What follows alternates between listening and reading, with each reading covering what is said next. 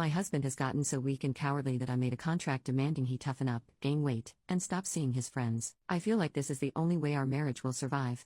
So I am extremely unsatisfied with my husband, and I'm going to give him a contract in a last-ditch attempt to make this marriage more satisfying.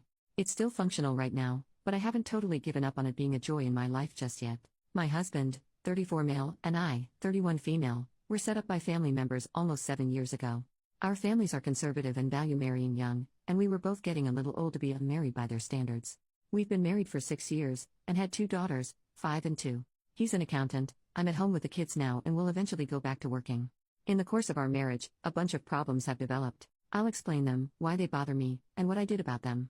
For one, he started believing that he has depression and anxiety and actually wanted to get a therapist. I don't believe that those are real things, and I definitely don't want him going to some lying beach who will cost $100 an hour to fill his head with lies. He stopped talking about it, but he still clearly thinks that his problem is clinical. He once ordered a weighted blanket online without telling me. I threw it in the trash before he got home. I made it clear that I don't want to hear about it and that he needs to man up. Also, he's become really emotionally weak in general and always seems on edge around me. We set a rule that if he starts crying, he has to leave the room so that he's not doing it in front of me or the kids. I need him to set a good example for them. He was thin to begin with, and he looks like he's lost at least 20 pounds. He blamed anxiety before I set the rule against talking about it. I've told him to get on that because it makes him look like less of a man and he's already short. No dice. I told him that it makes me look bad as his wife. No dice. I have to scold him into finishing his plate like he's a child. He seems to be avoiding spending time with me. He takes the kids and leaves to stay at his parents' every other weekend, and often visits friends on weekends when he doesn't. Again, often taking the kids. Often I'll tell him not to, but he does it anyhow. This has gotten more frequent as time goes on, and now he's rarely home on weekends. He works 10:30 to 8 o'clock, and often he's not home until 9 or 10 at night. He says he either had to do some overtime or he went out with a friend after work. Either way, it's happening much more than it used to. During my second pregnancy, he offered looking after the kid in the morning so that I can sleep in. He can't stop me from waking up and being with him at that time, but he does say that he likes having time alone with the kids. We end up fighting a lot when we're together.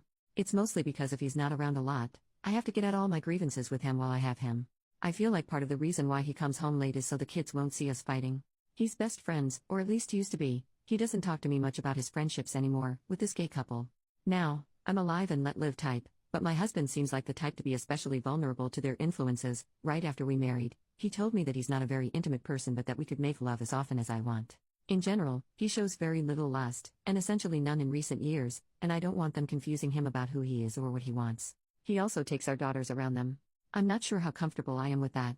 He still offers lovemaking when asked to, but he never initiates anymore. I once quit initiating to see how long it would take, and it was almost 3 months before I broke down and initiated. The lovemaking itself is fine. He's never been very enthusiastic, but as of late he's been even less so, and won't tell me why. Anyhow, now onto the contract I made. 1. He has to stop believing that he has depression and anxiety, and toughen up emotionally. He is allowed to cry at home twice a week. 2. He has to gain back the weight he's lost. 3. He can visit his parents for the weekend once a month, and can leave for a friend's house for upwards of 3.5 hours once a month. Visits of 3.5 hours or less are not restricted in frequency. 4. He has to stop hanging out with a gay couple he's friends with. 5. He has to initiate lovemaking at least twice a month, regardless of the frequency at which I am initiating. He has to initiate physical intimacy, kissing, at least twice a week. 6. I will get up early at least twice a week from now on, and the kids will see us interacting like a couple should. During this time he is not to start arguments. 7. In general, he is to stop giving me the impression that he's avoiding spending time with me. His curfew for weeknights is 9:20, and he may break it once per week. Divorce goes against our religion, so I don't have to worry about him dropping me over this, plus he's a pretty passive person in general. And despite everything, I do still want him around. He's a great provider, the kids love him, and raising 2 children by myself without his help would be difficult. Plus, no one would want a woman in her 30s with 2 kids, but I wish he were the man I married. He's gotten weak and cowardly and it only gets worse the more I tell him to get it together. Basically, I wish I could still respect him. Maybe if I tell him as much, and he sees direct, specific ways he can change that written in ink, he'll wake up. 4 months after he signs the document, we can review it, and if all goes well, hopefully the habits will be in place and we won't need a contract anymore. Anything I should change before I finalize it and print it out? First update 2 weeks later. Help, my husband is considering divorce. How do I prevent this? I took everyone's advice. I started being nicer to my husband, got a marriage counselor, never used the marriage contract, and even replaced the item of his that I threw away. It's ordered. He'll think it showed up months late, but I'm not admitting to throwing it away when our marriage is already so precarious. For a while, I even thought it was working, because he seemed a little more at ease with me and we weren't fighting as much. Then, yesterday happened. The marriage counselor said outright that though he almost never recommends divorce, I had come from an abusive household and was creating a toxic environment for my family. None of this is true. He said that he couldn't force us to get a divorce, and that he would continue to help us improve our relationship if we didn't, but that he couldn't keep going in good conscience without saying that. He also offered to see us separately to help us handle the emotional side of the divorce, if that's what we decided. I was disappointed, because I thought I'd found a counselor who understood our situation on a social and religious level. I told him that his services would no longer be needed, and we paid him and left for home.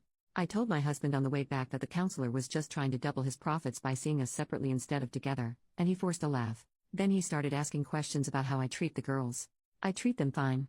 He mentioned that our 5-year-old has started leaving the room whenever she cries. Up until 2 weeks ago, I had a rule against my husband crying in front of me, so he would leave the room when he started crying during our fights. It's not my fault she picked that up. I never had that rule for her. He said that doesn't make that better. Of course it does. Anyhow, we were fighting the entire car trip. Last night I didn't see him. I was asleep before he got home. We saw each other this morning, but didn't really speak. Then tonight, he brought up divorce again and we got into another screaming match. I told him that if we divorced, it wasn't just me that our families would hate until the end of time, they'd hate him too. He was going to make us both pariahs in our church and social circles.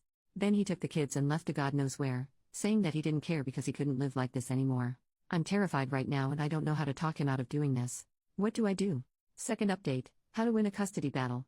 We're effectively divorced, but we're not going to go through any of the legal stuff yet, because my husband feels it would be wrong to put me through that while I'm pregnant. Why he feels it's better to do while I'm caring for an infant is beyond me. He makes the money, I stay home with the kids. He said that he'll leave me enough to live on, and if I get custody of the kids, more than enough for them to live on, but he's going to fight to get custody if he can. He plans on leaving the kids with his parents while he works if he can pull it off. This is obviously ridiculous. Yes, his parents are retired, but foisting a toddler and an infant on them 5 days a week. Our oldest is in kindergarten. His reasons for this is because he disagrees with some of my parenting methods, but come on, they're in better hands with their mother. So how do I maximize my chances? Third update, how do I become a nun? I'm planning to become a nun in roughly 7 months. Where do I go? What do I bring? What do I have to have done beforehand? I'm not telling anyone what I'm doing beforehand. How easy will it be for them to track me down? I want them to never see me again, but they probably won't look too hard. Also, can you become a nun if you were married before? We're currently separated and I could get the divorce in writing at any time. I'm in Arizona, by the way, but I'm willing to travel to anywhere in the United States for this. Fourth update, how to rebuild my life after leaving fundamentalism. I lived all my life thinking that if I just followed God enough and did what I was told, it would give me happiness and pride. Instead, all it gave me was a miserable marriage to a pathetic man, judgment from all my peers, and so few skills that I have no idea what to do next. I'm 32, and have never worked for money in my life. I'm 3 months pregnant with our third child, and he wants to divorce me as soon as I've recovered from the birth. He wants to take the kids due to differences in parenting methods, and I've decided not to fight it. I don't even want visitation rights. If I never see anyone from my old life again, it'll be too soon. So, how do I do this? How do I get work skills? What do I do now that I serve hedonism instead of God? Where do I go for social support now that I can't go to church or anyone from my old life? What do heathens do for fun? Part of me is really excited to wear revealing dresses and watch Marvel movies and drink cocktails and have casual lovemaking and live alone in an apartment with 4 cats and a common-law lover and stuff like that, but I'm also scared. I don't know what I'm getting myself into. What if I don't like it? I can't wait to leave my family, but what if this isn't any better? What steps should I be taking right now? Final updates in the comments. OP responding to a comment about having been a terrible wife. OP, yeah. I've started going to therapy and I can see that now. My husband is doing better now that we are only co-parents. We've decided that it's best if I don't have equal custody of the kids, but I'm still going to have visitation rights with them every other weekend. We've both left fundamentalism, and I can't lie, it's lonely. I wasn't really supposed to interact with people outside of it, so I don't really have friends anymore. Getting a job is also proving pretty difficult while I'm pregnant, but hopefully it'll go better once the baby is born. We already have a place figured out for me to move into once I'm recovered from the birth, and we'll formally divorce whenever one of us decides it's necessary. I imagine since he'll have young kids to look after, it'll be a while, but we're okay with that.